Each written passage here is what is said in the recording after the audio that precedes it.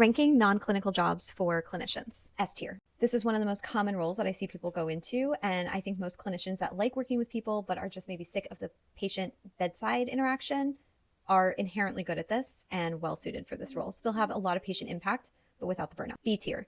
I see a lot of people, especially in pharmacy, which is my background, go into compliance, and I think if it's something you enjoy, this is a really good fit. A tier. I actually think that most clinicians are more analytical than they give themselves credit for, and it can be a really good fit in a non-clinical role as well. D tier. This requires a completely different skill set than you learn in professional school or on the job, so I tend not to recommend any coding jobs to clinicians that are looking to make this move unless they're really interested in it. A tier.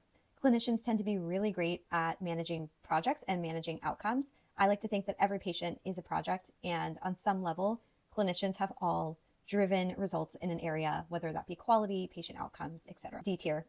These jobs usually require some sort of finance background, and not to be stereotypical, but healthcare professionals just tend not to be the best at the finance side of healthcare. It's not something that was emphasized in school, and it's not something that most have exposure to in their day-to-day jobs.